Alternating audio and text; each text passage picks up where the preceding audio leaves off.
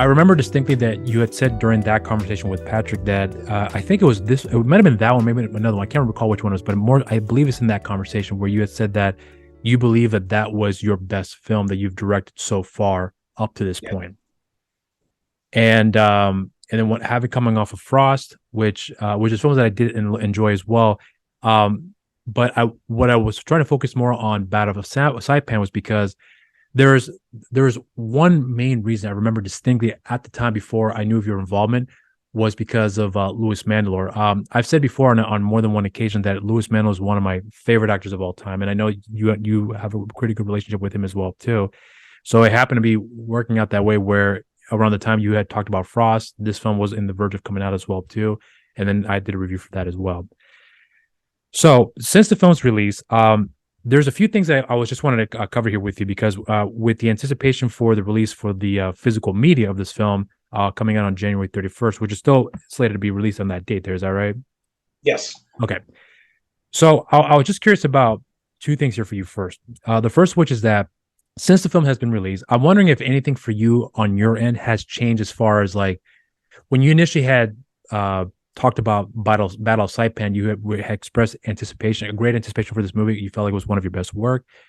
And then since its release, has anything as far as on your end changed as far as your perspective of the film, where now that you've seen it, it's been out, hearing people's opinions on the film, do you feel like anything has changed about how you looked at the film now that it's been out, that you can look in hindsight and realize that, okay, this is my best film, but yeah, I could have done this a little bit better, or I'm absolutely proud that with everything we've done so far with the limited amount of time that we have, and we did it to the best of our ability, and I'm very happy with how everything came out at the end of the day after all this time here. Yeah. It's still more or less the same. I'm really reflective sometimes to a fault with things that I've done. I've gotten better at word vomiting things that are sort of no one needs to hear.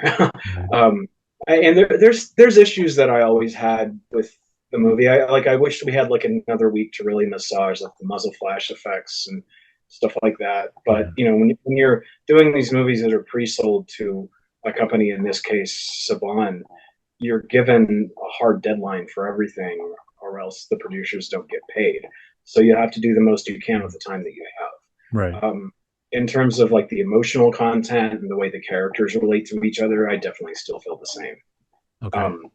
There's a few people, and this is kind of inevitable with something that has some sort of basis in fact, which this movie's very, very loosely based on something, but it's not meant to be a historical piece. It's meant to be more like a martial arts movie set against World War II. Right. The inspiration comes from a real person called Ben Solomon, who was a dentist that went to school in UCLA and ended up stationed as a surgeon in Saipan, and he pulled sort of an Alamo on the final charge of the Japanese soldiers and killed a number of them and ultimately died, which Casper's character is semi-based. Yeah. But it's not meant to be a historical piece or Saving Private Ryan by any means. It's really supposed to be the original title was The Raid on Saipan, and that's really what it's supposed to be, is The Raid in Saipan.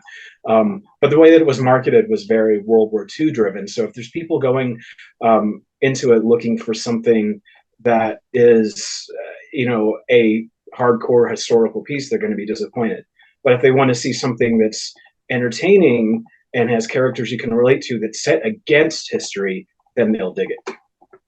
Okay, so here's one thing that I was curious about with the film here, because I think I may have talked to Lewis about this very briefly. I don't recall if he was referring to this particular production, but I think because you touched about it before about the fact that this is a pre-sold film and that the demands there have to be certain deadlines that have to be met to have everyone get paid. Yeah. So the length of production here, was it like around a 2-week turnaround time to having everything shot and done? In terms of actual on the ground production, we were in Thailand doing pre-production for about 2 weeks, and then, and you probably heard this from other guys working in the space, the actual turnaround for on-set production was incredibly quick. It was 2 weeks. Okay. You probably hear like Scott Adkins and Lewis and other guys saying, back in the day, Van Damme got 6 weeks, and now we maybe get 2 or 3. Yeah. It's So, and the reason I'm bringing this up here is because of this. I've talked to Lewis in the past. I've talked to Jesse, Jesse V. Johnson specifically. He's another one that knows. Yeah. So and I'm no, that's fine. And I was bringing this up here because I just had a conversation literally earlier today with a director by the name of Kyle Kawiki Harris. Yeah. And the reason I'm bringing this up here about that part of the question is because it's so funny because I've talked about this at nauseum before, but I'm always curious to see how people's perspective have changed when it comes to critiques. And the reason I'm pointing this out here is because so for example, when I saw the movie, I was aware that you had mentioned before that this is not meant to be a true to form biopic film. It's obviously taking a lot of liberties. So that way you have the ability to tell the story that you more or less want to tell within the confines of World War II. You're right. But then at the same time, I knew ahead of time because of the various critiques that people talk about with war movies or just films that are based on a story, based on a true story in general. There is some form of critique that it's not accurate, and I understand reasons why. But I'm pointing this out here to you because when I've talked to Jesse, I've talked to Kyle, I've talked to Lewis, I've spoke with Gary, who I think you know as well too. And there's various stories you hear about how a lot of these actors and directors work on a project here, and when you see the final cut of the film, you don't take notice of all the hurdles that everyone had to go through making the film. So I'm highlighting this here for you because when I saw the movie, I really did enjoy the film. But the one thing I also remember too, and I'm hoping that when I bring this up here, this does not mean me trying to be dismissed because I'm not. But I was pointing out this here because one of the things that I remember specifically that I had pointed out in the review that I did enjoy the film, but I'm wondering if more time was given, that maybe it would have turned out a little bit better, were more of the action sequences. Because when I think Lewis had, if I recall correctly, had said that he had helped out a great deal when it came to the action sequences, given his background. Yes. And it definitely does showcase in the movie. But I'm pointing this out here because I'm not sure how much time you guys had in terms of the action sequences, because a lot of times Scott, even Lewis as well, had brought it up that sometimes it's on the spot. You have to think it on the day, and then you only have 2 hours to shoot it, and then you just got to get it running. Lewis and Scott has talked before that Lewis is one of the easiest guys to work with because he is on point. He knows exactly what's to be done, and he's very good at the craft in that respect. Yeah. So when you came to that, I'm wondering because I don't recall the general consensus of the action sequences, but I was curious about how you looked at it for yourself. And, I did have my critiques, but it's not to say that it didn't work out. I think it did, but I'm wondering if more time was given, it could have turned out a lot better than. I hope you don't mind me by saying this here, because it's not meant to insult you by any means, but with what we got in the film, because when I'd heard about what Lewis had said, I was given a certain amount of time to do this here, and I pulled it off here. I was like, it's quite good, but I wish you guys had more time. So when you look at that and you see how everything turned out, do you have a different perspective about the look of the film as far as the action sequences are concerned, because of the amount of time you guys had to prepare for that and to actually shoot it on the day of?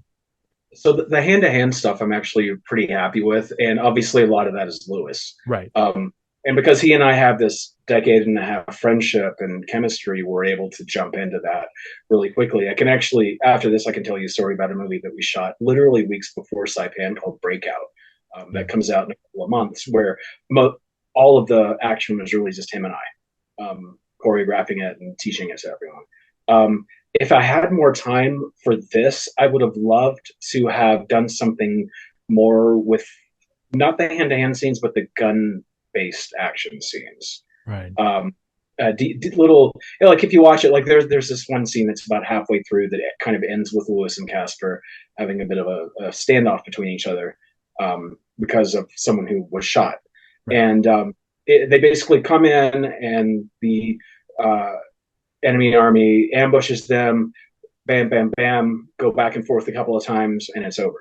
I would have loved to have done a lot more intricate movements with that, but that was a scene that was probably shot over an hour and a half with many, many, many, many other things on the schedule that day. So I think I would have liked to have elevated the gun battles to closer to where the hand-to-hand stuff was. And you notice a lot of the hand-to-hand stuff are more fluid takes. There's less cuts and stuff like that. It would basically be more similar to that. Okay, so here's another thing that you also brought up too in a previous conversation you had, where you talked about Jeff Fahey, where you had a conversation with him on the set, where he's done a lot of independent films, a lot of mainstream movies as well too. And having done a movie with Robert Rodriguez, I believe for one of the Machete films, if I recall correctly, and he had said when he was working on the set with you that, these Hollywood directors can never do indie films the way you guys do it now, because it's changed from when they had started in the early 90s, where they were able to shoot more or less at their own pace, granted with some shortcuts, but it was a different environment at that time, where nowadays, because, for those who may not understand that, you had pre-sold the film, so there's a deadline you have to meet every single time before you submit the film for the editing, if you will. Yeah. So I'm bringing this up here too, because I was curious about, that specific part of the conversation, because and you said before that you agree with as well that there's no way these guys can do it. Spielberg can never come back into the indie world and say, all right, let's shoot the movie. But, all right, Mr. Spielberg, you have 3 weeks now. No, I need 3 weeks to prepare for one scene, not for the entire film. Well, that's all you get. So there's no way they can work around that. At all, by the way. It's just they're not conditioned to work that way that myself, Jesse, other guys have been doing. Right. Well, so I'm pointing this out here because I do mostly understand, for the most part, the amount of work that goes through in making the films, that I never try to look at it in the sense of like by default that with what they were able to work off here, the film turned out well. That's kind of, in some degree, I kind of think that's sort of an insult when you say it like that, because it's like saying you're good enough. That's not what I'm implying here. But I'm impressed with how the limitations you guys have at hand when it comes to the amount of work that's involved, and still get the film to turn out the way that it does. Because then I think about the end of the day, imagine if they had much more time. So if you guys have shot this about 2 weeks, if you had 3 more weeks or 2 more weeks, you could have gotten a completely different film altogether. Yeah. So I'm pointing this out here to this because I was curious about, with the experiences you've had before, about, in this case, you talked about Frost, which you guys shot that literally in a week. And then, with the various other films you've done as well, too, where you had only a certain amount of weeks to shoot those films. Because of the experience you've had from one production to the next that you've worked on here, do you become more... I wonder if this is the best way to ask. Does it get easier for you to adapt to it, or does it get harder and harder with each and every project when it comes to the amount of prep time you have and the actual production work that you have to do, and the events that lead up after the fact as well, to have the film ready in time for its release for whenever it's expected to come out down the pipeline here? It's a little bit of both, really. Much of it, I firmly believe, has to do with the relationship that you have with the cast and the crew. A few months after we shot Saipan, I was brought back to Thailand again to do a different movie who had lost its director, called The Flood, which Lewis was in and Casper was also in. And then Nikki Whalen and some of the other people I'd worked with in Saipan were in. And that's basically a movie where it's Hard Rain meets Crawl, where there's this like torrential rainstorm that's happening the entire movie. And we had more time to shoot that, but it's one of those things where it's not so much the number of days, but it's the coordination and how adept you are with the elements that you're dealing with. For instance, in that movie, we had gigantic rain machines. We had rain bars on all the windows, in the hallways, in the ceiling, everywhere. And we had rooms or sets that were built that were flooded, like up to our waist. So we wanted to actually do more, but there wasn't time. We wanted to actually submerge people up to their throats. But that's a movie where, it was great that I had the same DP as Saipan and a lot of the same production crew and some of the same cast who were like my go-tos. But if we had been prepared like to a T to work with all the rain elements, we probably could have shot it just as quickly as Saipan. So it's really this weird, like, unknown combination of who you're working with and what the element is. I had never worked with rain machines or anything before. So right. To do that and do overnight shoots on The Flood and then have a slight language barrier was really challenging. Yeah. But had we had a little more prep or just a little more familiarity with the setup time and everything with rain, which some people were aware of, but you're still not going to be aware of it until you're actually doing it, because there can be so many things that can go wrong. Like the water truck doesn't get there in time, which is no one's fault, because maybe there's traffic, and in Bangkok there's New York City style traffic. Yeah. I'm giving you a really long-winded No, that's ramble, fine. Go for it. but but then you have like Saipan and then the movie Breakout that Lewis and I did right before, which actually had a slightly shorter schedule than Saipan, and so much of it really weighed on mine and Lewis's friendship, and being able to kind of use him as maybe like a proxy to work into things and to use shortcuts with the other actors to help build chemistry with everyone and keep everyone excited. He's someone like you were saying, he gets in there, and a lot of people forget, because he's I guess known for a romantic comedy series. Yeah. Foremost, he was a rank officer when he was a kid, before he followed his brother to America, and he still, even though obviously that was 30, almost 40 years ago, he still maintains that in him, and he's able to just jump in and instantly talk the talk and walk the walk with the stunt teams, even if their first language is Thai or something else. Right. It's really remarkable to watch, because he's a fantastic tribute to these kind of movies, especially given the ridiculous schedules that just get shorter and shorter year by year. Yeah. Well, so I'm curious about, does it get okay, so this is what I actually was holding an ask toward maybe later in the conversation, but I'm gonna ask it now. Does it get tiring? And what I mean by that is, does it get tiring in the sense that do you ever feel like, is it even worth it? Because the amount of time you guys are given to work on the projects, and sometimes there are some projects that you believe in, and that if we have this resources available, the funds, whatever the case, if we have it, we don't need a lot of time, we just need this amount of time. It's sure, no problem. And when you get there, by the way, you had 3 weeks, now you only have a week and a half. Sorry, but this had happened, and whatever. So when you go through that, because this is the reason why I point out about Lewis, and because you brought it up as well too, that this guy can adapt to anything. But the reason I'm bringing this up here is because there are a number of people that I've talked to that have been doing this for years, sometimes decades, in this case like Lewis, but they still stick with this career path, which is not an easy one. And it's not even easy to maintain a career path where you have consistent work coming through, whether people have heard of them or not, but you're still working regardless in various capacities, mainstream, indies, whatever the case may be. And to me, those are the people that I find the most interesting, because if they're not, in some cases, most people's side, not getting paid the money that I would assume that they would deserve, especially with someone like Lewis.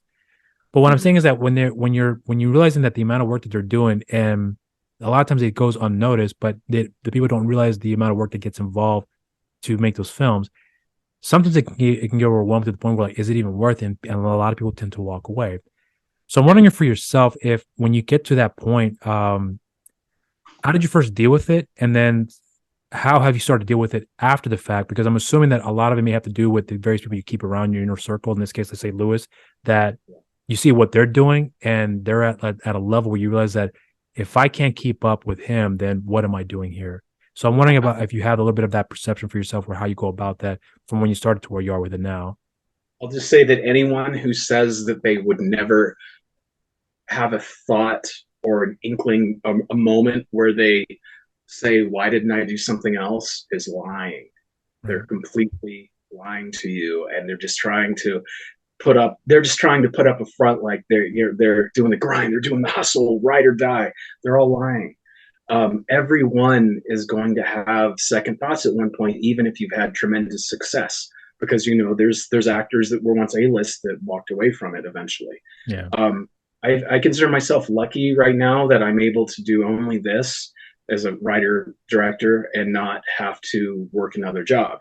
For years and years, I did post-production for a company up until like maybe 3 years ago, Right. because you had to. Now I don't need to, and I'm very fortunate for that. But especially having a kid and stuff now, when you get in the midst of frustration, I think it's natural and human to sort of sit back and go, wow, is this worth it? Should I be doing this? not young by any means, and I have people depending on me. Should I keep doing this? But you usually figure out a way to get over that and continue. And it's funny, life has a way of having another job come at you when you feel like, when you look at your schedule and think, oh God, I have 6 months doing nothing. Something inevitably comes up, unless you're not doing it right. So I think it's just all part of being human. You know, you got to have self-doubt, or else you're a robot. Okay, so now when you have, so here's one thing that you've brought up before in the past, and I actually want to delve a little bit more deeper into this here with you, because so I'm actually really curious with yourself about the work that you do. And the reason I'm bringing this up here is because there is a perspective that you brought up before from people when they critique your films, is the fact that your wife's in the movie. And that's one thing that there's a lot of people that bring up as well too. In the case, let's use Rob Zombie as an example, where in every film he works on, his wife is always in the film. Yeah. And a lot of people tend to be critical about, their opinions on why they think they should get somebody else in those respective roles. Yeah. But the reason I'm bringing this up here with you is because, when I had seen Frost, I thought your wife did a really good job with her performance in that film. But I think what I'm understanding from a lot of people who criticize her being in your movies is that she's only in the film because you happen to hire her because you are married to her. It's not always the case for everybody, but in some cases that it does seem that way. But when I'm asking about this perspective here from how you go about it now, because it seems like that kind of bothers you more when people are criticizing your wife than it would about the actual film in itself, because it seems like it's more of a personal attack than it is, say, we thought Davini was great, but she wasn't that great. I'm sorry, it just didn't work for me. If it wasn't from that kind of constructive criticism, but instead it's more like, why is she in your movie? Yeah, there was kind of a nasty one that came up with Saipan, and unfortunately it's on Rotten Tomatoes, and it's the headline for this guy's review of Rotten Tomatoes, where they say something about the director's muse and everyone got a free vacation to Thailand. And I was like, fuck you, man. Sorry. Yeah. No, you can talk. But I don't understand why this person, especially since we don't have the same kind of public visibility as someone like Rob Zombie and Sherry Moon. Mm-hmm. Why did he put in the effort to figure out that that was my spouse and then go the next level and be snarky about it? Yeah. It's bizarre, but I think it's some weird tick that goes off in people's heads where they feel like that is a negative. Something I try to do with her and the things that I put her in, and there's a couple of my things recently that she's not in, is I try to do things that challenge her or that I know that she can do rather than just throw her in. Obviously with Frost, there were other elements at play, such as actually being pregnant and such that, made her the ideal choice. But with Saipan, I put her in as basically a Southern nurse who used to be stationed in Pearl Harbor and was now in Saipan, which is completely a 180 from her. So I like to challenge her because I know she can do it. And I like to use her effectively rather than, oh, my wife made me put her in this movie. But I guess, like I was saying, people who find some sort of way to judge you for that, or I don't know. It's, especially this guy on Rotten Tomatoes. And I think I may have actually done an Instagram post about it or something. Of course, I didn't say exactly who he was. I was just sort of, why do this? And I didn't even know at first until another reviewer had actually messaged it to me, saying that she thought it was particularly unprofessional and hateful to put that in as the headline, not just in your review, but as the headline on Rotten Tomatoes. I don't understand picking apart someone for that. I really don't, especially if, their spouse does the work. Yeah. So I guess I have a unique perspective on it because I don't just put her blindly in everything. Well, you know what? Who knows what? Maybe Rob Zombie put Sherry Moon in things because he loves her, and because they have a family business. Who cares? Yeah, that's really kind of at the end of the day, it doesn't bother me at all. Why should it bother anyone else? Okay, so here's what I'm curious about you now, because you've worked with various people that on more than one occasion, Vernon Wells, Louis Mandylor, just to name a few. Yeah. And you talked before about, and this is something that I've come across with a lot of other filmmakers as well too, that they work more or less with the same people because there's a system that they've got going that they can just kind of pick up and know what the next step's going to be without having to more or less discuss it because they already know the system, if you will. So in a lot of ways, that kind of more or less helped you out with the various productions. You talked about Battle Saipan. Lewis has had a sword choreography, fight choreography experience, so he knows how to conduct himself in that. But when it comes to, you have a system where you have various people that you do work with on a consistent basis, and then you work on a project that you don't know anybody. Yeah. Is it easier for you to be adaptable? And okay, so I know production experience is what I need to do, but the cinematographer I don't know, the gaffer I don't know, the wardrobe designer I don't know, production I don't know anybody here. So more or less, I'm kind of meeting them for the first time, pre and then during and then post. So under those circumstances for you, how do you learn to adapt yourself under to be able to communicate with everybody, not knowing how they're going to behave under those circumstances, especially under pressure? I try to have kind of a self-deprecating approach with them when I first meet them, so they don't think that I'm full of myself or whatever. Obviously, the DP and the wardrobe designer and people like that, you generally have to spend a little bit of time with beforehand. Right. Although you still don't necessarily know how they work on set. Like they could say, "Oh, I move super fast," and they don't, or vice versa. The gaffers and stuff like that, you don't on these movies. You don't usually know them prior at all. But yeah, I try to just keep a very approachable, easy way about myself where I don't come across like I take myself too seriously, and that usually opens up some kind of rapport that you can build on with them. Okay. All right. So now, with the various work that you have that still have yet to be released, does it ever get overwhelming at times for you with the amount of work that you have already worked on in the preparation process right now to start working somewhere down the line here? Because that's one thing about I think a lot of indie filmmakers that I've come across, especially with Jesse. Jesse's one of those guys where I remember I've talked to him before outside of the show where I'm in the middle of something right now. I'll call you back in a few weeks. Okay, no problem. Well, not call me back. We'll message me back in a few weeks. Lewis is another one as well too. I tried to get a hold of Lewis for a long time before he finally came on the show because he was in 50 places at once. And then when I finally got him down at that time, he was in Romania, so he was like, I don't know, 5 hours ahead of me. And for me to be able to fit his schedule, I had to wake up, in the middle of the night to be able to speak with him. But I didn't mind doing that because I was, I wouldn't want to talk for quite some time.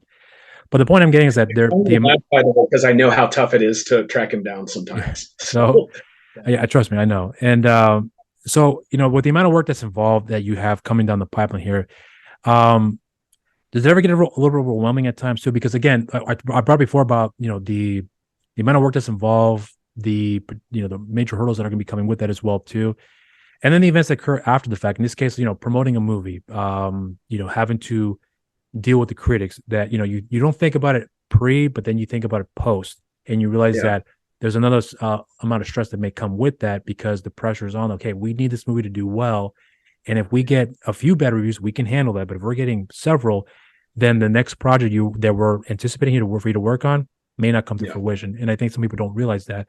So I'm curious about the amount of stress that comes with that, with the amount of work you're coming with, especially when you don't know if it's 100% guaranteed, but likely it could be, depending on how sort of the result may come out. Frost and Saipan were both generally, I just made up a word, were both overall favorably reviewed, thankfully.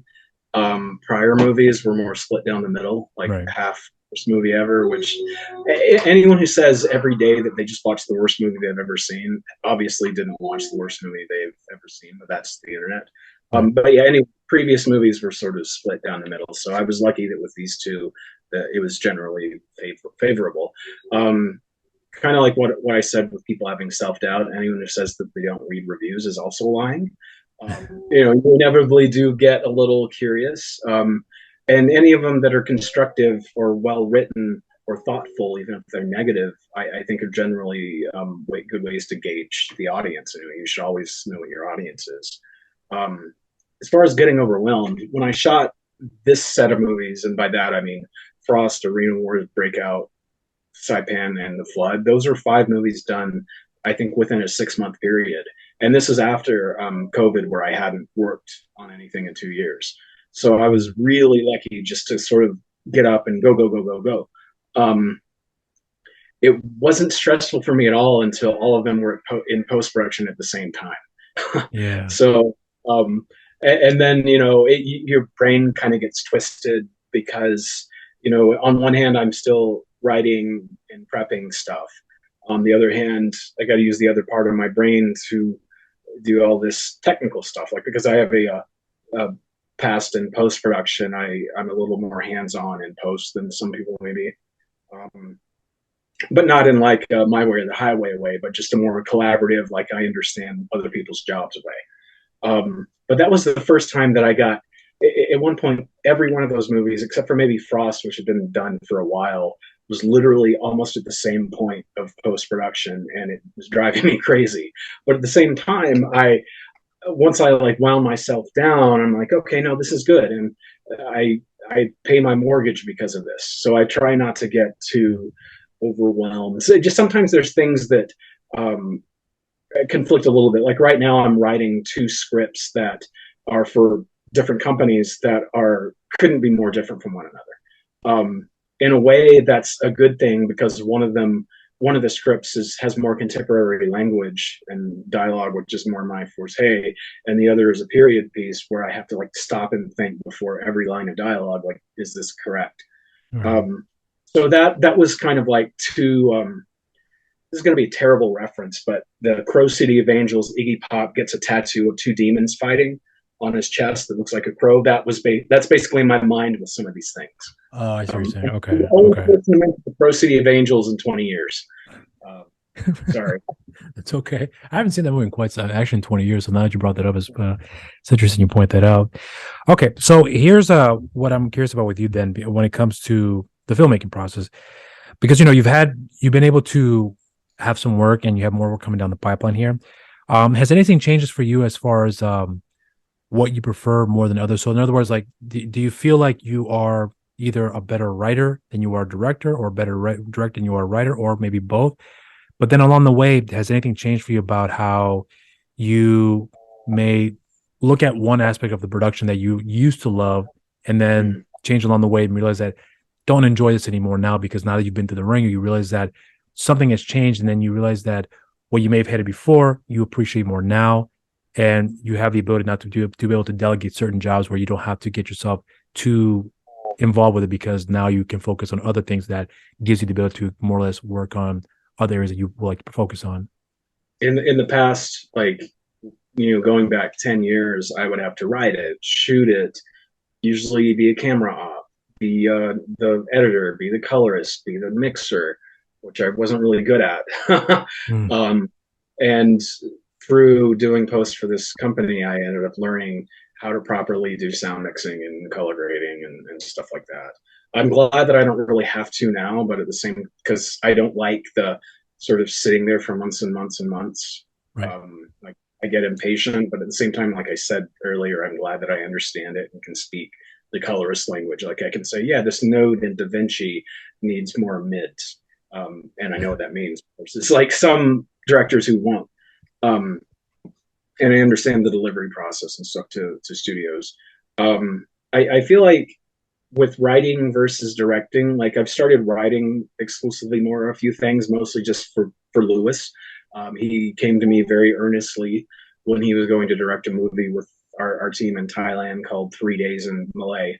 And, based on the Saipan script, he wanted me to write this story that he wanted to similarly adapt in the same way that Saipan was, where it's extremely loosely inspired by true events. And then I ended up writing now 2 more for him, just because there's that trust there. And he knows what to expect, and I know the marketing aspects and what buyers look for in scripts and storylines. As far as if I'm better at one or another, it probably depends on my mood. Okay, yeah. Well, so understanding the marketing here, because I'm actually curious to hear about your perspective on that, because I've talked to various filmmakers as well too about distribution when it came to what distributors want to sell, to market a film, or not necessarily market, but just release a film, I should say. It's probably the best way I can go about it. In various markets around the world, action being one of the top selling film genres out there, horror being another one, but very seldom you have like one of those rare films that will appeal to the mass audience that's not considered, the norm, if you will. Maybe some sci-fi films to that degree. But because you're being more involved with the various projects, and you have an understanding how the industry works in that capacity. When you write a story now, in this case, you brought up with Lewis. He said, because you said that he knows that you understand how the market works and what distributors are looking for in scripts. So because of that, has your approach changed about, okay, so I want to write a love story as an example, but I know I can't write a love story and make a film that I expect people are going to like, because that's not going to sell. So in order for me to write a love story, I got to put in a horror genre element into it for me to be able to sell the film. So I know I have to hit these key marks. And same thing for the action genre. I want to write a love story, but it's an action film, so I have to put these key marks as well too. So when you start to write a film, are you thinking about those check marks about, okay, this is what I got to do to make sure that I meet what's required in order for me to be able to sell the film, but be able to tell a story that is satisfying for me as an artist, but at the same time doesn't dilute with what my intentions are in telling the story, because I have to fit the genre to sell the film? Okay, yeah. So I hinted at this a little bit, like in the beginning. Because I did this with Saipan a little bit. Something you'll probably get a kick out of is, I will never forget 30 plus years ago, I was a teenager, I was watching Arsenio Hall, and Van Damme was on it. And I think it was the interview for Time Cop. And they were he somehow like got onto, his movies selling internationally. And if you look back, he was actually a lot bigger internationally than he was in America. Yeah. Even though he was still big in America. And he said something along the lines of, not everyone understands a joke, but everyone understands a punch in the face. Yeah. And like, that was just so profound to my like 15-year-old mind at the time that I never forgot it. And as I, aside from doing post, I used to cut trailers for a sales agent. And like I cut a trailer for Beretta Island, I think is the name of it, with Franco Colombo, the one movie that Arnold Schwarzenegger was actually in, of Franco's, because they're, for anyone that doesn't know, they were close friends until Franco passed. But I never forgot that. And along the way, somewhere I learned that, you can still put elements that you enjoy in a movie, but still put it in. One of the financiers for Saipan calls it movie in a box. Like, so with Saipan, they needed a World War II movie. I didn't really want to do a straight World War II movie, nor did I think we had the means to do a Saving Private Ryan, that kind of massive scale. So I wanted to do basically an action movie, like I said earlier, that was set against World War II.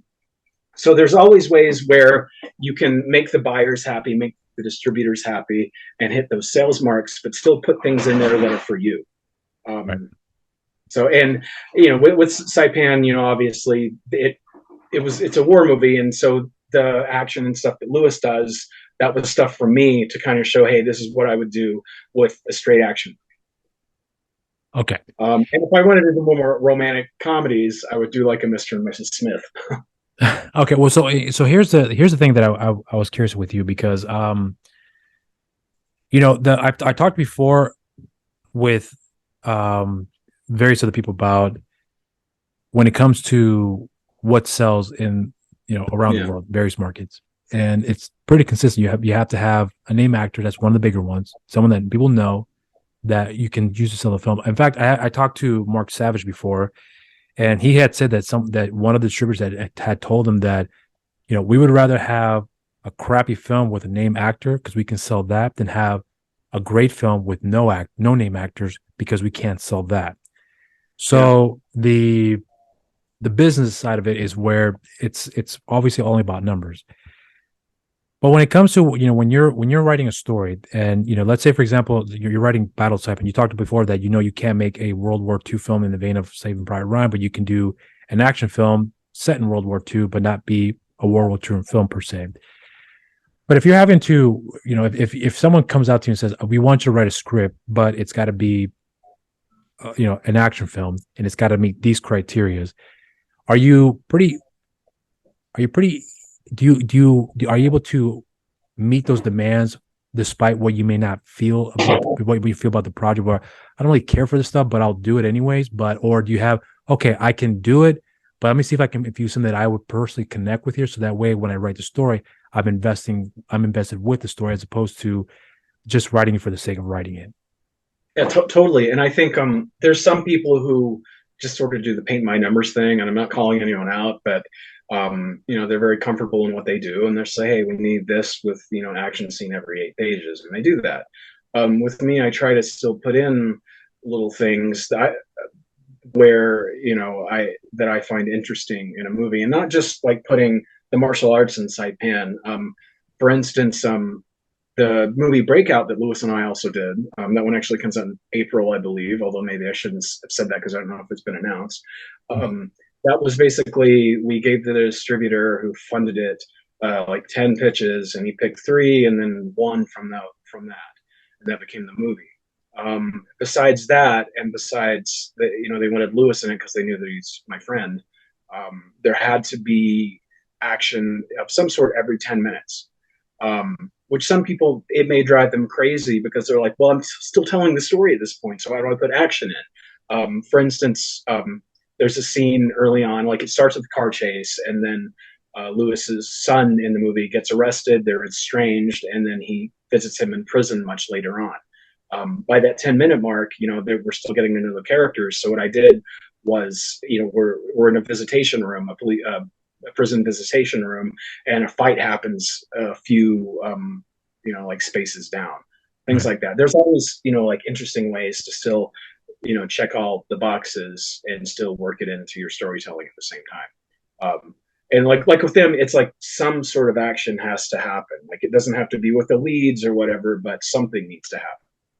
Do you find that for yourself, it kind of be almost like a detriment where, like, for example, if you're writing a movie that, let's say you're really passionate about, but in order for you to be able to make this film, you have to meet those check marks, but you don't want to make a film of that sort. But the only way you can tell the story that you really want to tell is going to fall under that genre, where in order for you to sell it, because you just want to get the story out, that do you feel like at some points, like, it's fine, I'll do it, but it doesn't do a service. It doesn't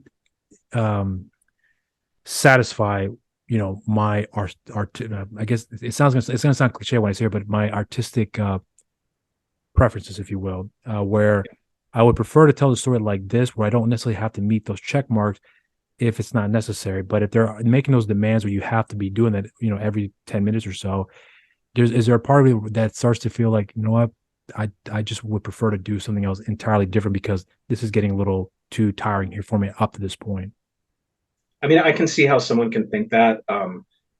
However, especially now, if you want to progress and move up and go to higher levels, you have to be flexible. You have to know how to work with people and collaborate. Another reason that these companies, say want action every 10 minutes is because, when they're selling it foreign, certain aspects of the story, of the emotional side of the story, may or may not be as resonant as they would like in America or UK or whatever.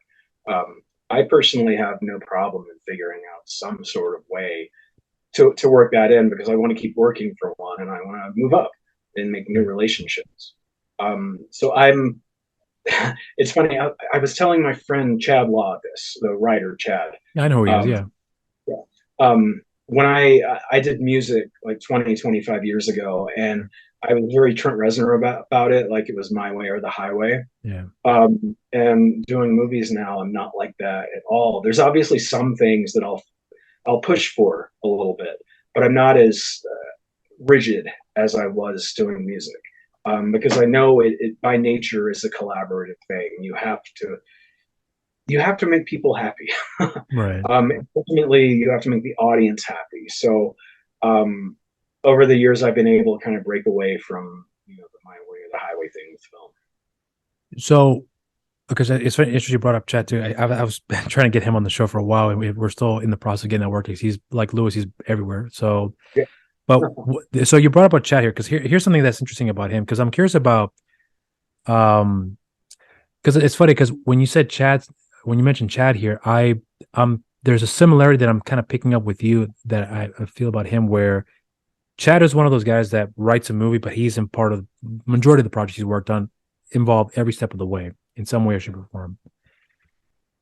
That's somewhat what I'm getting here, the feel from with you, where in this case you're writing a movie for Lewis, but you may not directing it. You may not be directing it, but it sounds like to me you're still part of that step by step process. So the reason I'm bringing this up here is because it's not very common for a lot of writers who are just credited as a writer. Maybe they may be producers, but if they're just writing the film, a lot of times their involvement with the projects may be a little limited to some degree for one reason or another.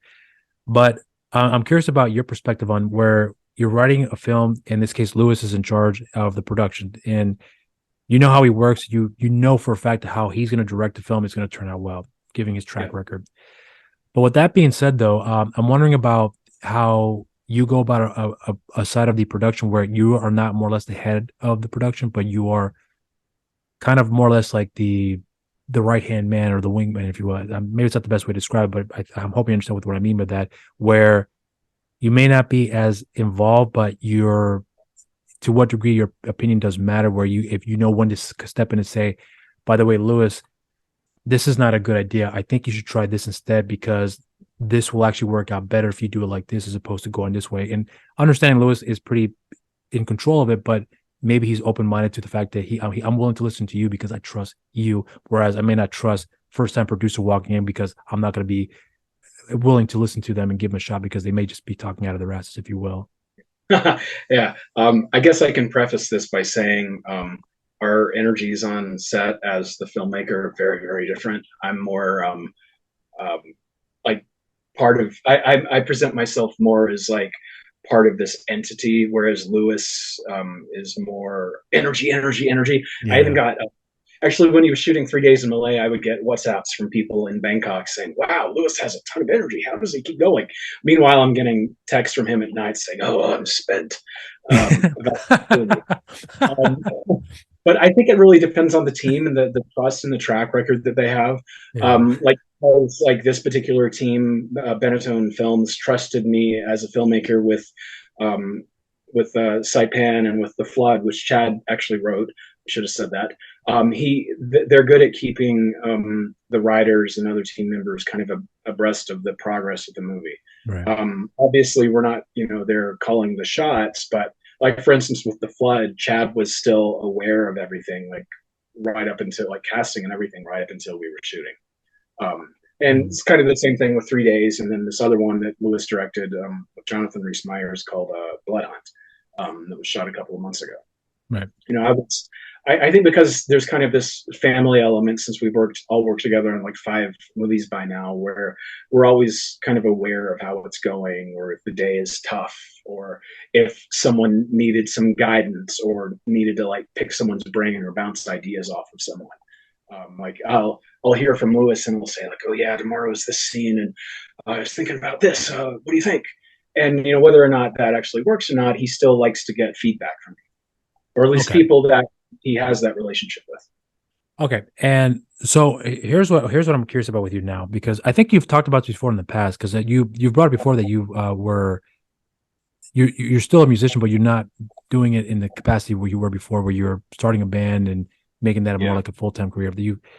But I think someone had asked you, if I recall correctly, if you would ever, or maybe they did, I don't remember now, but I think your music came up in a conversation, and I think one of the questions that was asked of you is that if you ever would consider composing the music in your own films, because I know that's a whole different ball game there when it comes to that. But I'm wondering if if maybe when you're working with a composer on a movie that you're writing, directing, or working on to some degree, if you have any input about what you would prefer to that the composer would do to help make the scene work, or whatever the case may be, or are you completely allowing them to do whatever they think is best fit, and then you come in and have some opinions here and there, and then they decide what's best for the project at the end of the day? This is an interesting one because I still feel very connected to musicians. In fact, I may still think more like a musician, or I feel like they're my people more than a lot of film people are. That's not an insult to anyone. It's just the way that my brain is wired. Like, I love that. Of course, this is going back to my 20s, but I always liked that kind of sense of community that bands had. I think it came from, like, you you go see one band, you're seeing 5 bands because they're all sharing the same bill. And bands generally, even if they did have members that were egotistical or whatever, they were fans of each other and they liked to build each other up. Mine was Lane from the band Static X, who was unfortunately with us. He was a very good friend and a mentor to me, and would put us on shows with him, and would mention us in press and stuff like that. Those are my people. So even though I get tired of the editing and stuff like that, the music is a side where I still get really involved, and I just like doing it, and I like talking music with these guys. For instance, Daniel, the composer for Saipan, is South American.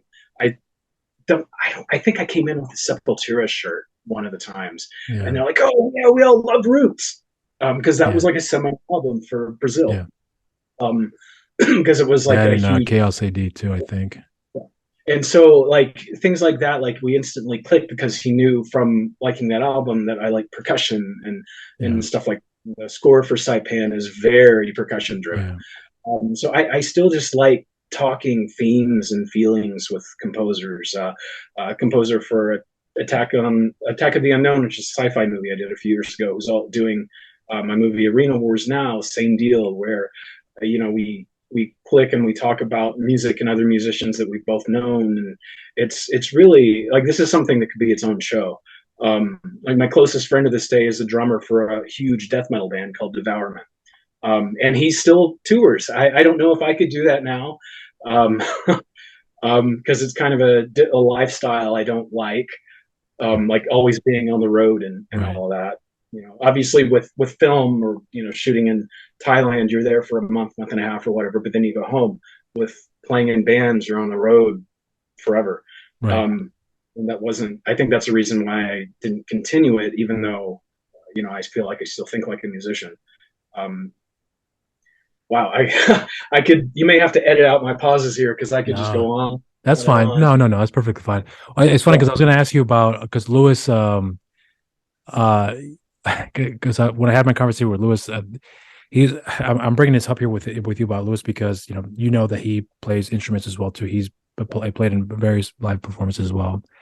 So have you ever jammed with him before with writing music? Because he had a band that he had done. He had released an album rather recently, or a little over a year ago, if I recall correctly. And but I'm curious that if with the various people that he comes across here, that if he ever actually has a moment where you actually play with them, where he may, because he's one of those guys that I feel like when it comes to the writing process, directing as well too, that he still carries that same passion when he does for music. Because he mentions before that I take a guitar wherever I go.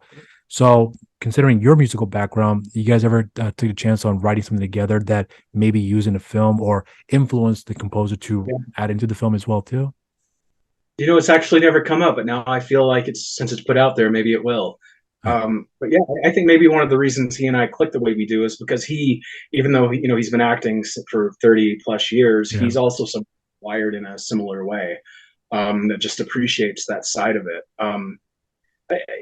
Some of it with me could also be that I grew up around it as well. Like my dad was a roadie for bands and was the stage manager for a huge venue in Austin in the 70s. And then my mom was a classical musician, and my stepfather actually played the oboe in a lot of Disney movies like Beauty and the Beast. The no no no no no is my stepfather. Oh yeah. Okay. So it's just something that's really like a part of me that I couldn't imagine not having. As far as writing stuff for movies, my old stuff, I would do little bits, a little song or score, like in my Charles Manson movie. I actually wrote the music during the Tate murders, but I never take credit for it. I don't know. This is, like I said, this could be its own episode. Yeah. Well, because I'm bringing this, maybe something will become of that. Well, I mean, I was curious because again, with the various people that you work with here, like in this case, I'm bringing up Lewis because he's the guy that does everything. Yeah. But because it seems like you surround yourself with people that are much more, they have the ability to multitask. Yeah. And in a lot of ways, that's kind of the impression I'm getting off of you. To me, you're friends with Chad Law, who does various other things as well too, apart from screenwriting. But it sounds like to me that you have surrounded yourself with people that have the ability to do one thing or another, And then you don't have to worry about, okay, so I can't do this here, but I know Chad can handle this, or I can't do this here, but I know Lewis can handle this here. So it seems like that, which is I was probably before about how you bring the same people that you work with on more than one occasion. That's one reason why you brought before. I bring Lewis because I know that he can work quickly. He knows my rhythm. I understand his rhythm. So it's easy to go with the flow in that capacity. So, and the reason I'm bringing this up here is because when you think about your career now, are you one of those people that looks back at what you have done? Like, do you purposely go back and watch a film that you've done a number of years ago and realize that I haven't seen this movie in quite some time?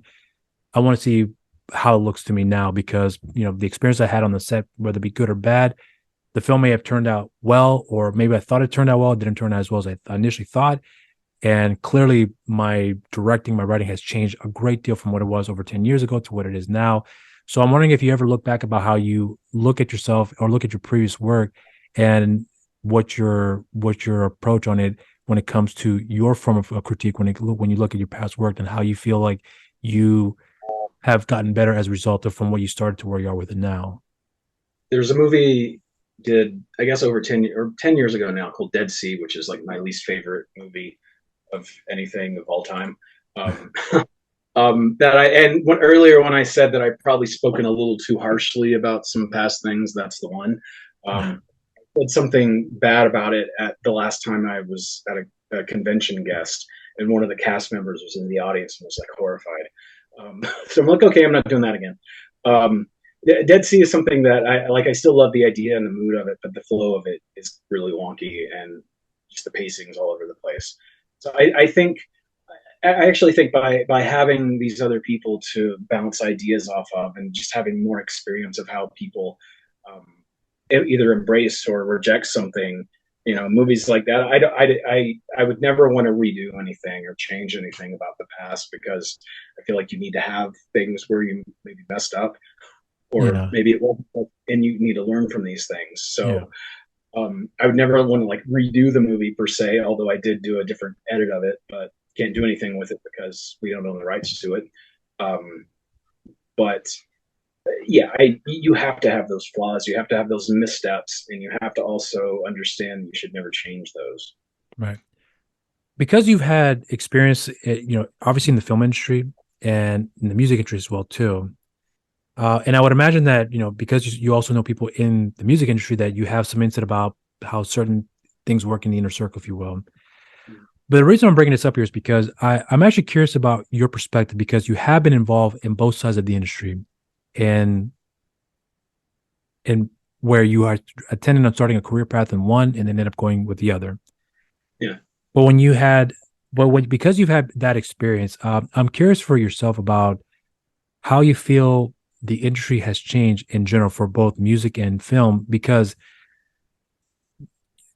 the world has changed. The landscape has changed. There has been more, depending, I guess, who you ask, some positive, some negatives. Some things are more easy than others, whereas before it probably wasn't been as accessible. Now things are more accessible. So there's a various degree of like how things have changed. And again, depending who you ask, have changed for the better for both music and in film. Music in particular, because whereas before, a person like, let's say, Lorde, who got huge off of a YouTube video, if I recall correctly, where she wrote a song, put it on YouTube, and then boom, she became almost like an overnight sensation, and is now a very well-known figure in the industry now. And that goes the same for Justin Bieber as well too. Whereas before, chances are we would have never gotten Justin Bieber in the 90s because social media or YouTube was not accessible as it was back as it is now back then. But because things have changed along the way, I'm curious to see how your perspective is when it comes to how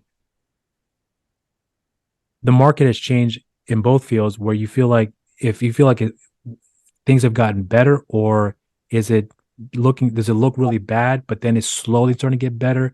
Or are you more in a position where what's good right now could easily change tomorrow, and we don't know what tomorrow will bring? So therefore, I am just kind of going with a day on a day-by-day basis, because of your experience in working on film, where some days you may have a great production, other days you may have some of the worst productions, and then the results may vary as a result of what may have occurred to lead up to the final cut. Whereas in music, on the other hand, you may have seen more control, but then again, you also have people in that side of the industry who say, we need you to write a good hit, because if you're writing a song of this sort, we're not going to release it. Where now you don't have to go through the motions of doing that anymore. It's kind of a elongated question, but I'm curious to see your perspective on that. I guess first and foremost, anyone who said the internet changed everything is spot on. Right. When I started my band, it was during the so-called nu metal era with with Static and Limp Bizkit, Korn, System of a Down, stuff like that. With that wave of bands, and the internet was new-ish for you had like mp3.com and some other things, but you didn't have anywhere near the accessibility you have now.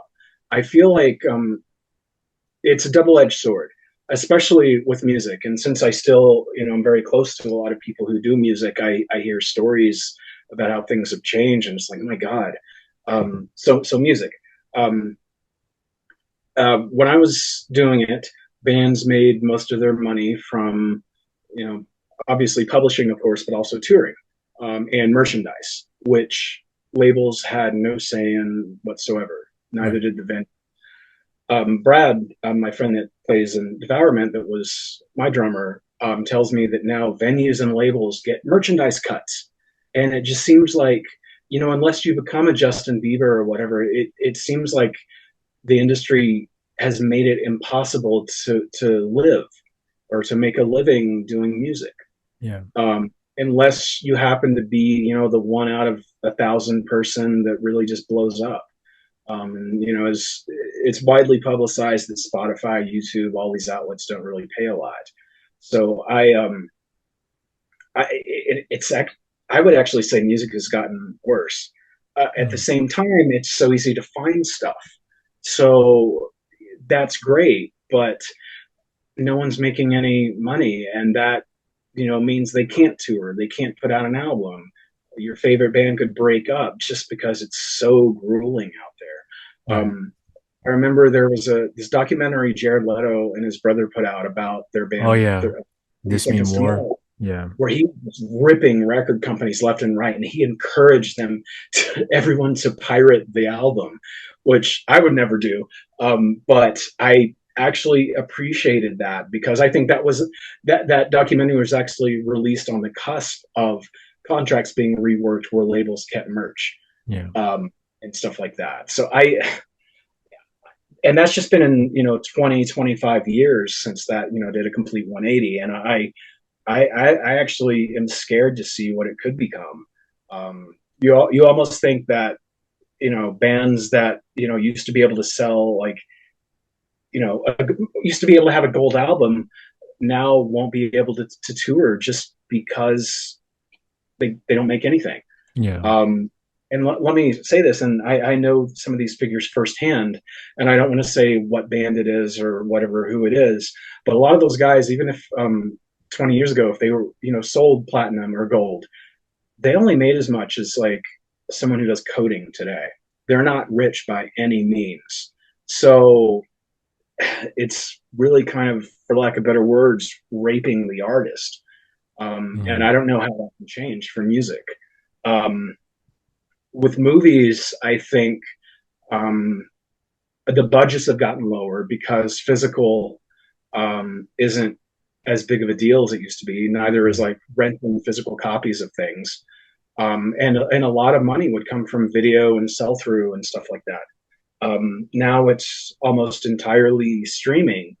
And if Netflix doesn't pay like $100,000 for X territory for some movie, they have to depend on other things. They have to depend on those streaming numbers, and hoping that their movie doesn't get pirated, and hoping that the distributor pays on time. That's actually another reason why I don't mind doing these pre-sold movies, because you have to make a living.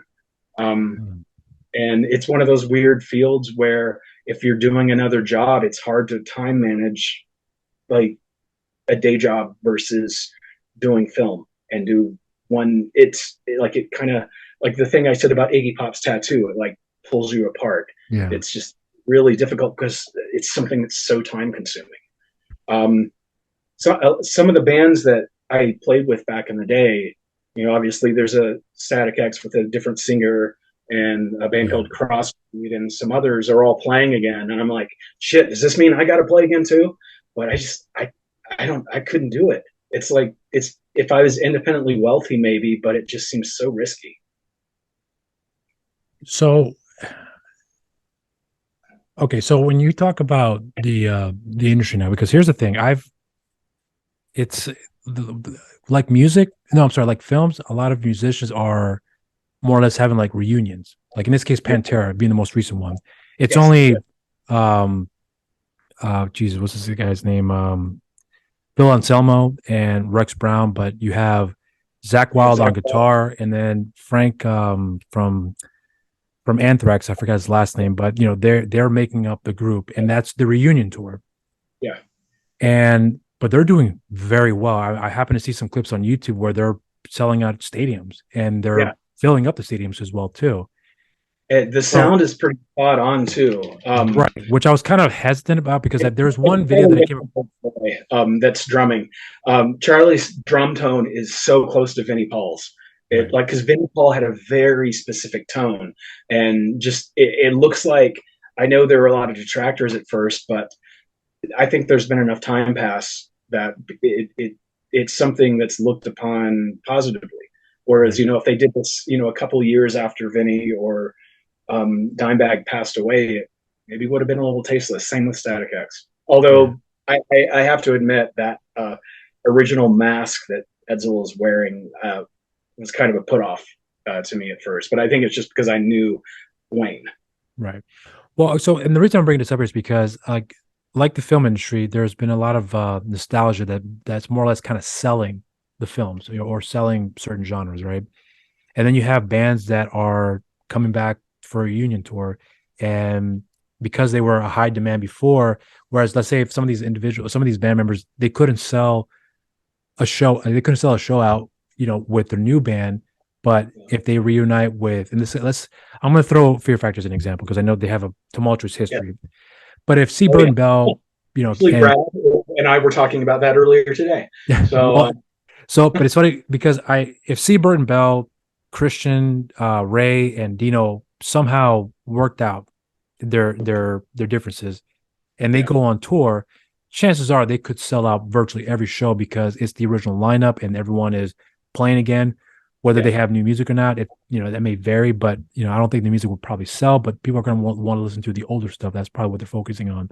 Yeah. But the point I'm getting at, and the point I'm getting at is because you have shows, you know, you have bands that are more or less trying to make a reunion here. I mean, even Kerry King just recently was talking about how he was very upset that they were doing a farewell tour and he still wants to play, and he doesn't want to wait 10 years from now to reunite with the band again, to play again, because he still has it in him to want to play these shows. Whereas Tom I think he's at a point right now where he doesn't want to do as much touring as he used to because it's clearly wearing him down. You can tell from the previous performances he's had back in the old days where it's not the same guy.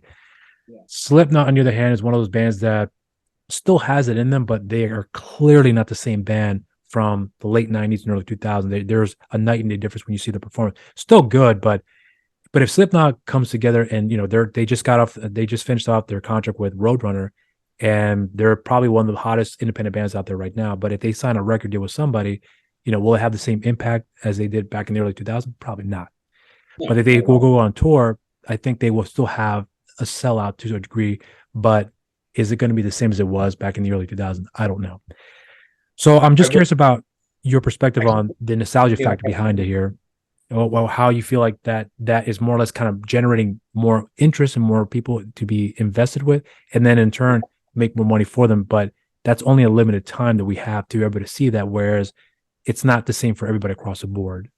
Yeah, I will say that I saw Slipknot on, I think it was Ozfest '99 on the second stage, and they were just mass of energy. Yeah. And the place, even though no one had heard them at that point, the place just exploded.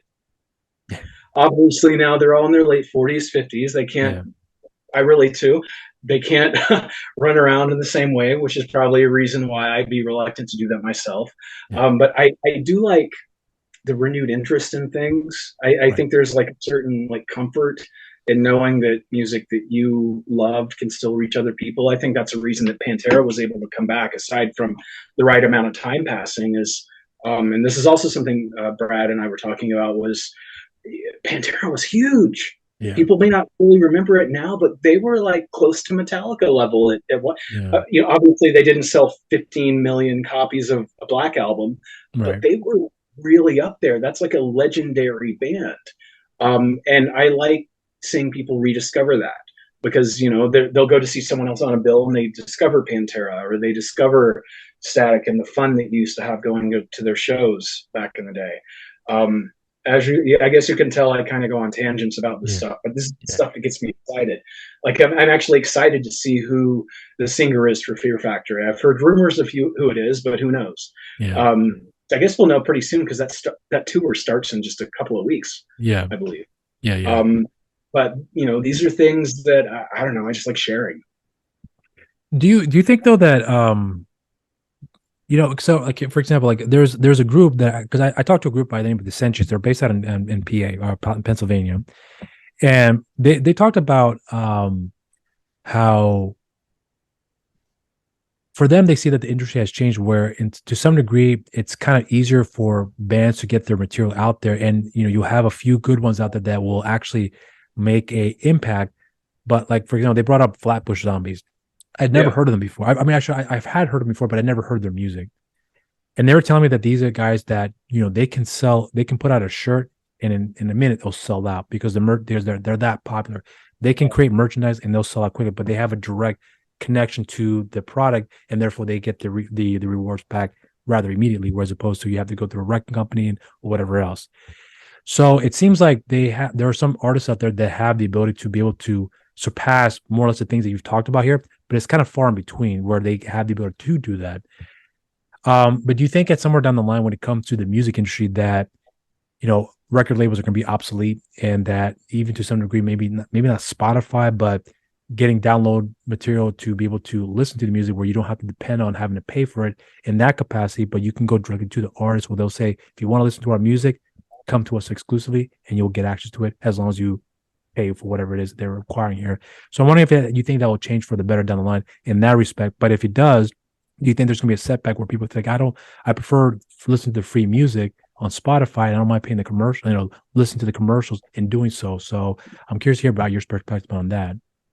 This conversation came up, I think, about 15 years ago or so, when Nine Inch Nails and Radiohead had both left their labels.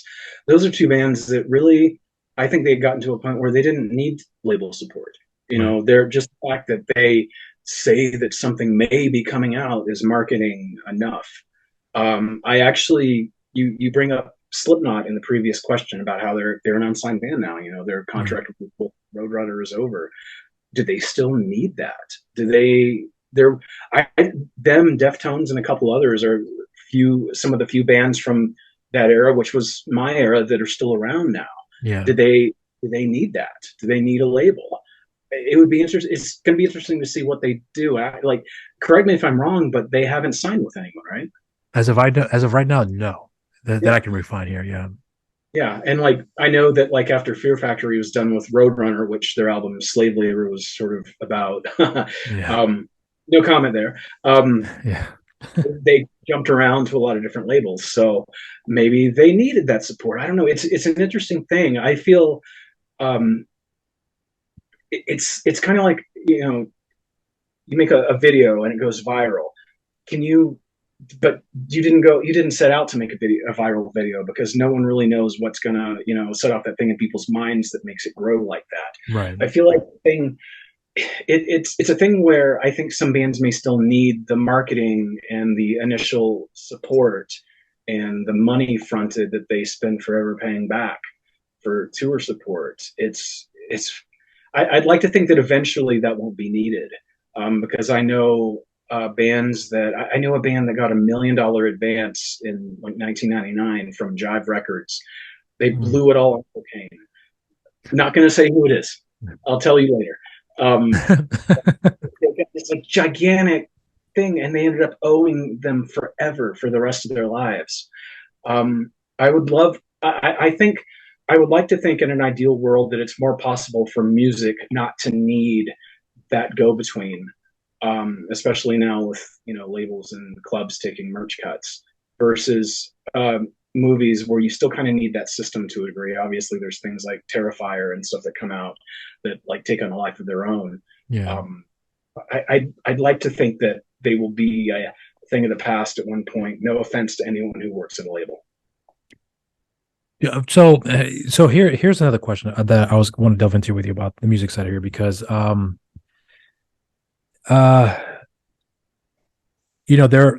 the thing that I've come to notice for myself when it comes to music is that, like films, there are a lot of hidden gems out there.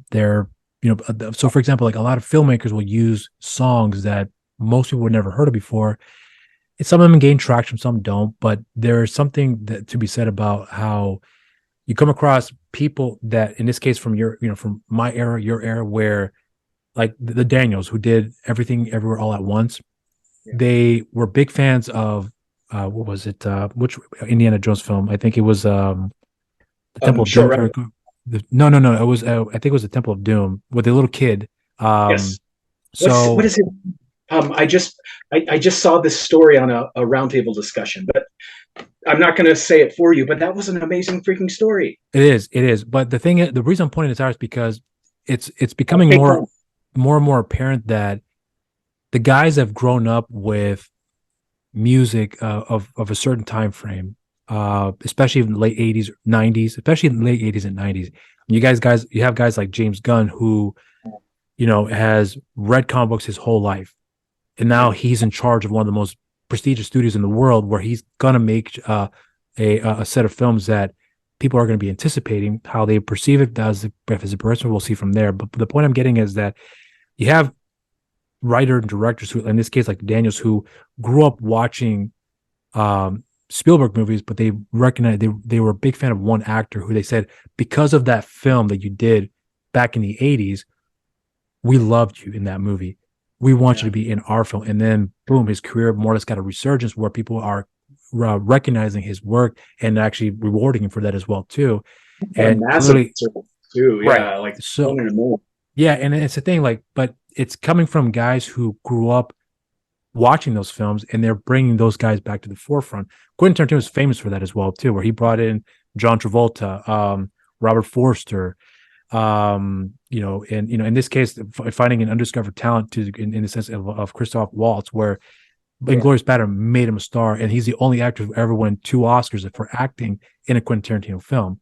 Okay. But the point I'm getting is that we have these filmmakers or kids who've grown up from that era, who are bringing back these guys. Hey, I loved your music. I want to use your music for this film. And then boom, the song becomes a hit in a whole new level that's not even associated with the previous stuff that they were making it for, but now associated with this said product, if you will. So I'm wondering now that, because times have changed, where we're getting a lot of these, like, the Duffer Brothers who are making Stranger Things, they're influenced by Spielberg movies and Stephen King films. And then now Stranger Things is becoming more or less its own brand, if you will, where people are saying, is it like Stranger Things? It's become a genre in a lot of ways. Do you think that in time that with the way things are looking in this issue, where the guys who grew up with this stuff, that it'll change for the better, but not say in the mainstream, but I'm talking more about the indie side of it here too, because, you've talked about the things that you've grown up with here and how you use certain things that help influence your film in one way or shape or form. But I don't see that have the same effect that it does with a lot of these mainstream Hollywood guys that I can see in indie film. I can see that where the influence comes from, but it doesn't have the same impact that it does in Hollywood as far as mainstream is concerned. But I still believe that there's a way that could change along the way, where the guys that are running it now are no longer going to be there anymore. And the guys who grew up watching indie films are going to run it the same way the guys who grew up watching Hollywood films that are now running Hollywood, that are more open to, I love this guy. Yeah, bring him in. I think he's going to be great for this part. In the same way for indie film. Very elongated question, but I hope you understand where I was coming from with that here. Yeah. Let me start by saying, if I was ever to do like a Marvel movie or whatever, I would love to put Casper in it. I would love to put Richard Grieco and all these guys that I've befriended and worked with that, you know, had these great runs in the 90s. Right. Like if I could, those two guys, if I could put them in some sort of like gigantic blockbuster and they're like, oh my God, it's fucking Booker. That would just like make my day, even if 10 people love it. But I think things like something that James Gunn is fantastic at that I wouldn't do, but he's great at engaging his audience.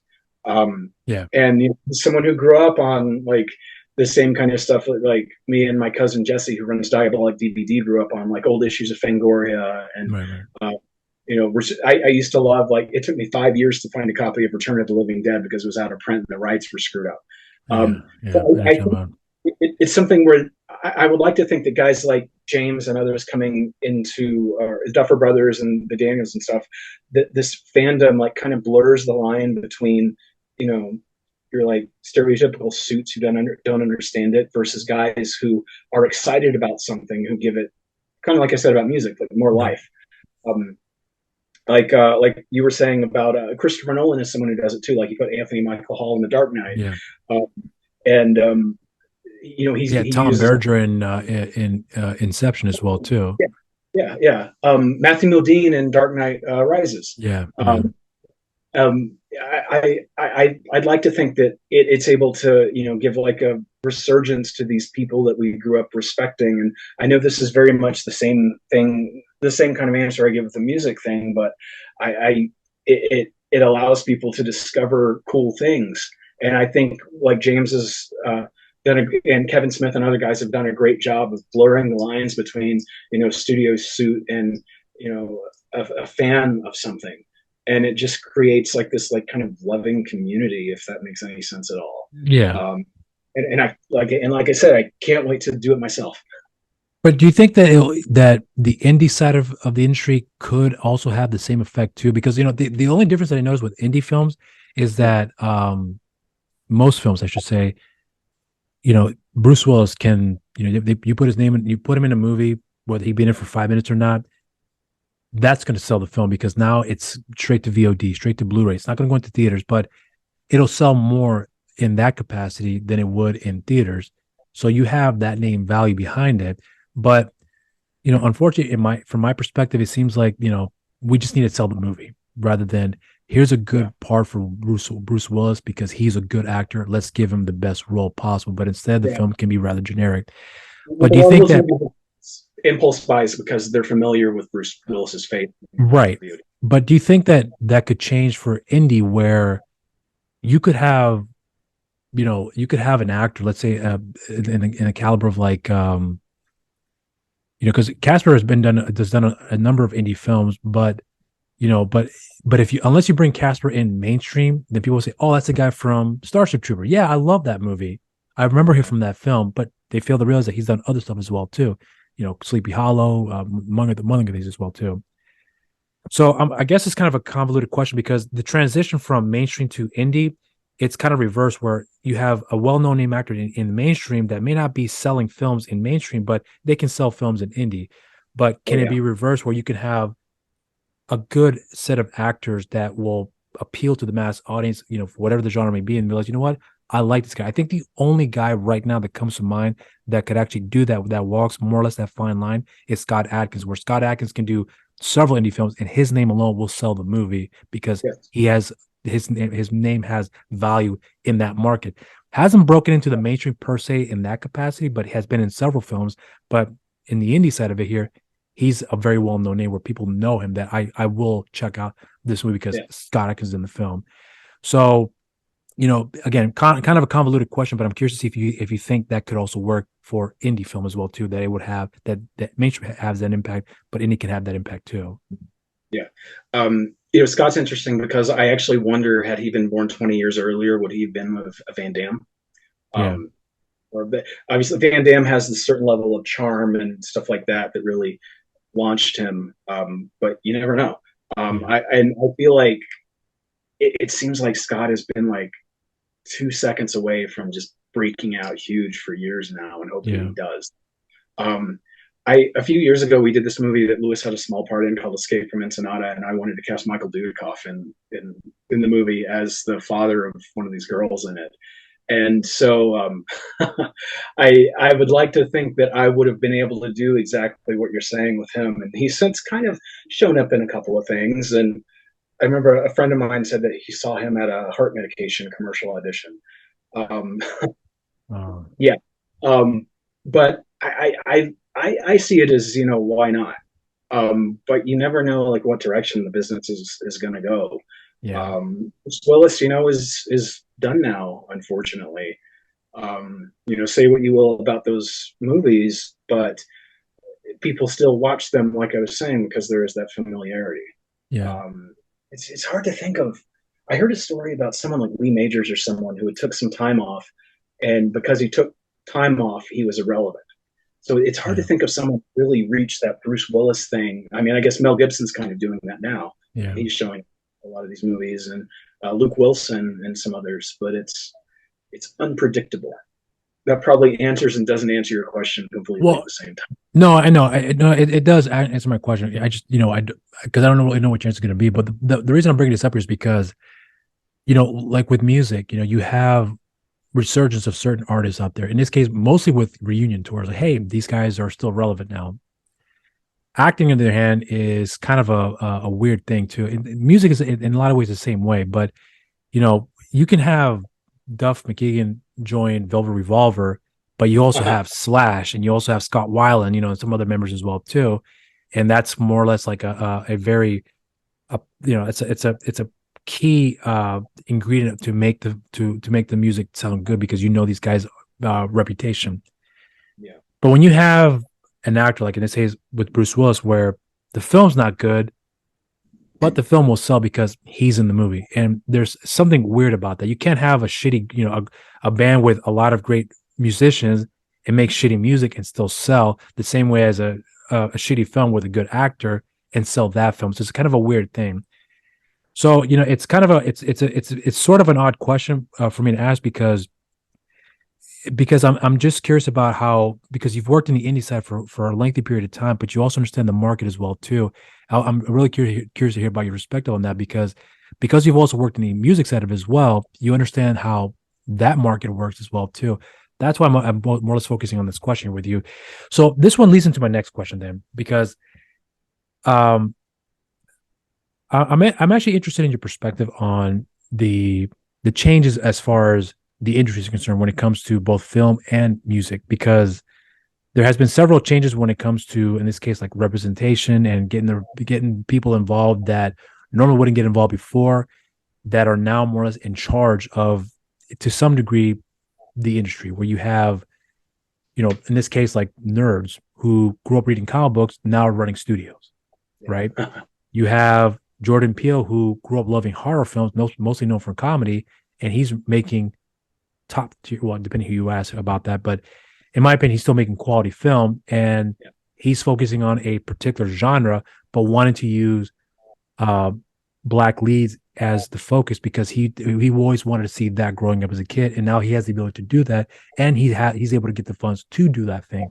So you have someone who's more or less in charge, where they're making a change. They start off small and then eventually became big, and to the point where now they're a household name, where when you put the name Jordan Peele on something, it'll grab people's attention. Same thing with James Gunn and various other people that we come across as well too.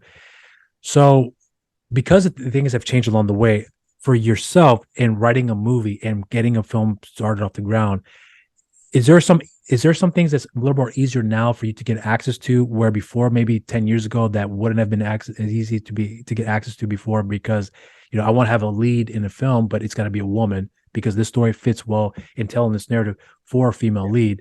And if they say, well, it's not going to sell, so we're gonna ask you to put a male lead instead. But now in today's market, things have changed. And if you were to present, hey, I have a story that I've written here, but it's going to require a female lead because it fits well for that story, are they more saying, you know what, that's a good idea, let's do that because this actually fits well and there is a market for that now? Yeah, totally. And it's like you say 10 years, like things that are accessible 10 years ago versus now, it's like night and day. Like everything's based on relationships and knowing certain people. I guess now it's great because I'm able to get access to who is selling and what their numbers are. And if like a certain combination of actors sells something versus a certain combination of other actors. And yeah, people are more apt to cast a female lead or a lead of color, but they're still going to want to have like their go-tos in the movie as well. Right. That's a lot like what I was saying about, making a martial arts movie in the container of a World War II movie. You can still put things that you find interesting in it if you play the game the right way.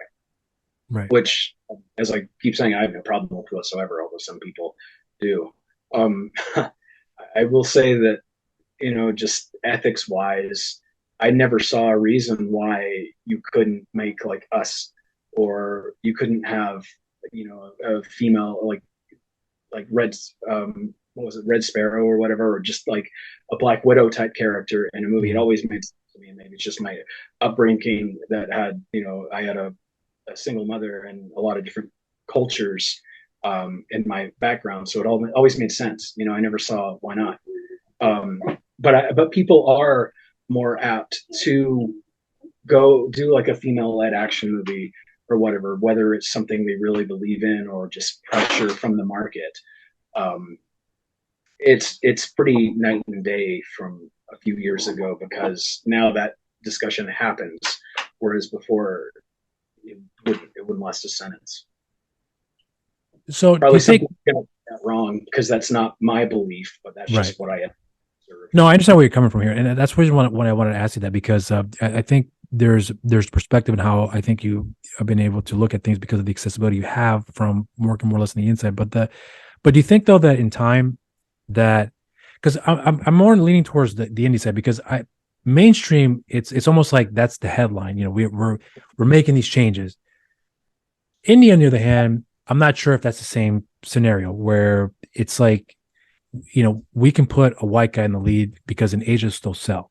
They may not care about the color of the person's skin. They just want a good movie. And right now, Scott Adkins sells, so we're going to put him in the film. Yeah. But I'm not saying that this should be the focus here, but I'm curious about how the guys in the distribution side and how they look at, the market. We notice that Hollywood is making these changes here, but has no effect over us here. So we're not concerned about that at all. So is there a little bit of that as well, too, to some degree? A little bit, yeah, because especially since a lot of these movies, so much of their income or revenue or recoupment is based on foreign sales. So they don't need to hit those marks or worry as much about diversity as, a mainstream film. Okay. I think at the end of the day, everyone should just really focus on making a good movie that people can right. I agree too. Yeah, I agree. But so yeah, with and I guess like these prepackaged movies are sort of like studio and indie at the same time. Right. Like they're kind of bought and sold in a studio like process, and then Paramount puts them out, but they're still made sort of like an indie. It's really, yeah, and you're right. Like China would want Scott Adkins, or not so much now, but Steven Seagal, or someone who's known for that. And they, the cultural climate is very different, and you don't have to worry about offending someone as much, as long as it's, I guess it's kind of a thing we keep bringing up, as long as you hit the checkbox. Yeah. I try to look out for various people that I would find interesting that I can converse here with what they do here. And a lot of times I discover people along the way just by who. So in this case, like I talk about, I've heard about your conversation with Patrick on the show, on here on the channel in promoting Frost, and then I was aware of Battle of Saipan coming out here because Lewis had posted on social media, and that was the reason why I was going to watch the film.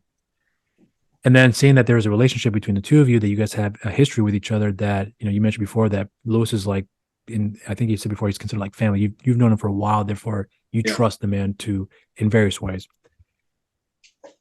And because you had said that, from my experience with Lewis, my conversation I had with him in private, for you to say that, and for to say that in confidence, where there's no bullshit behind that statement.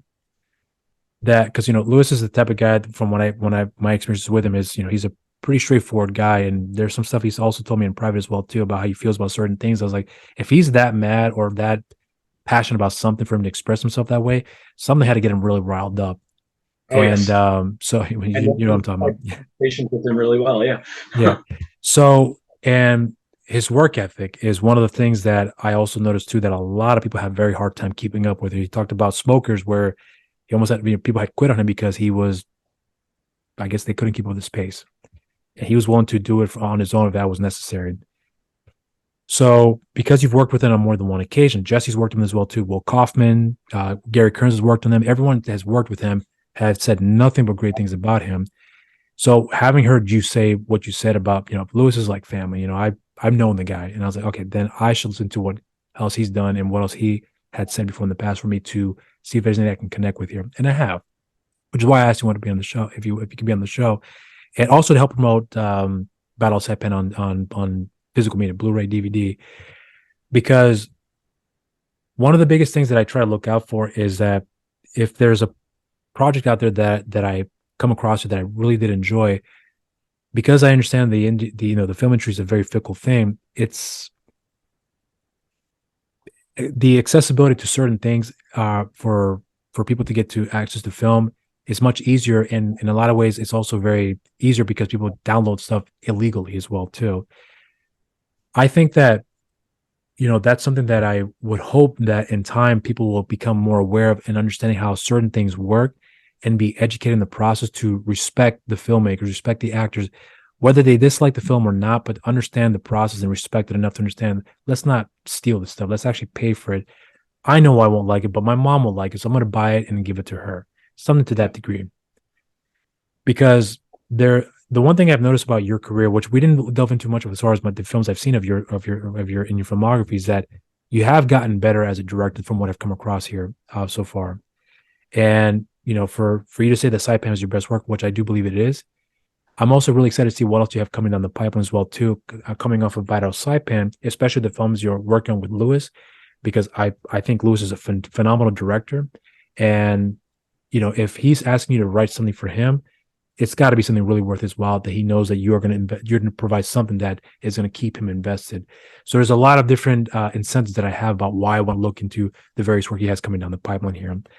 So with that being said, though, I was wondering if there's anything in particular that you would like to say here in terms of what we can also be expecting that we may have not covered here, or maybe want to delve into it further to more or less kind of close out what people can be expecting down the pipeline here. I will briefly touch on the pirating thing a little more. This is something that Scott Adkins will speak forever about. Oh yeah, I'm aware. Interviews in his interview channel. I think every interview has something where he mentions it. But yeah. I mean, he's totally right in saying that someone who's downloading movies, they sort of look at all of them as a collective. Like downloading Guardians of the Galaxy is the same as downloading Avengement. Right. Never mind that Guardians of the Galaxy costs 200 times more. Studios are still going to survive versus, guys in our space, this is their bread and butter. And right. So it's terribly damaging to look at it from that, I'm going to stick it to the man point of view.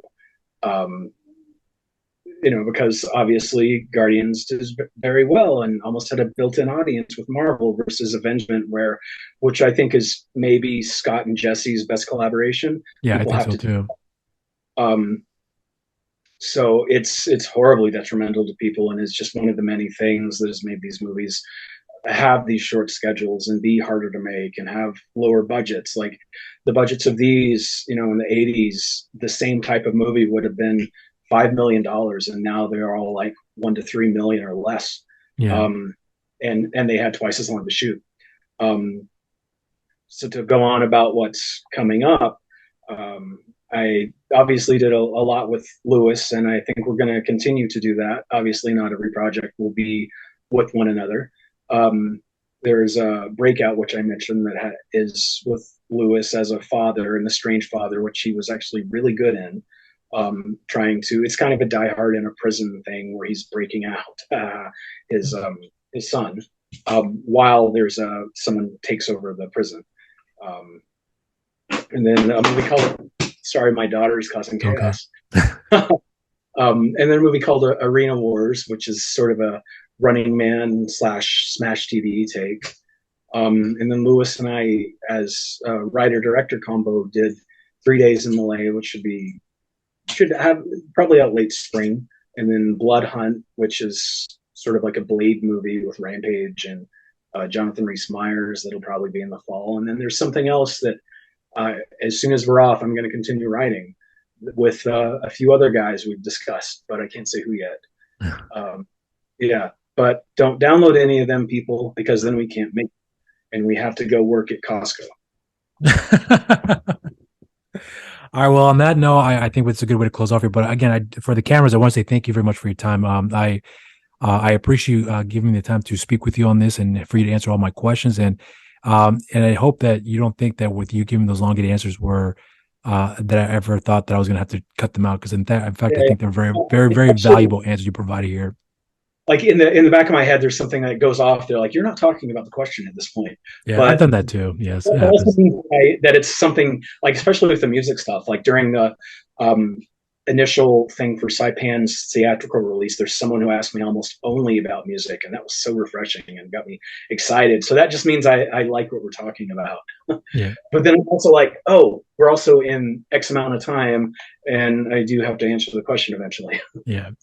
Well, that's why I appreciate giving the time, because I prefer more of these elongated conversations, because I'm really terrible when it comes to promoting in terms of like, let's talk about the movie, because I just don't like to ask those type of questions here, because they're very generic for me personally. I understand the reasons for that, and I get it, but it's not my cup of tea. So the fact that we've been able to do that and expand on certain things that I found to be more interesting, hopefully they were interesting for you as well too, to make it an interesting conversation. But for the cameras again, I could do hours on. Well, but I have to truncate it into something that's maybe 5 minutes. I understand. Well, listen, but it was worth the conversation. I appreciate your time here. But so again, for the cameras, I want to say thank you very much. And I would love to do this again, especially with the upcoming films you have coming down the pipeline, where if there's any way that you'd like for me to help out promote, please feel free to reach out. I would love to do it. I would do it in a heartbeat, because I trust with what I've seen so far in the last couple of films that I've come across here with you, that you've only gotten better. And I think that the next set of films you're coming down the pipeline here are going to be even better than what we've got previous here. So looking forward to that as well. Get like Lewis and I on for The Flood or something like that. So I would love it. I would do it in a heartbeat. I don't care if it's in the middle of the night. I would do it wherever you guys are located. I'll try to adjust my schedule on that. But until then, next time, Brent, I appreciate your time, and cheers to you. Thank you very much. All right.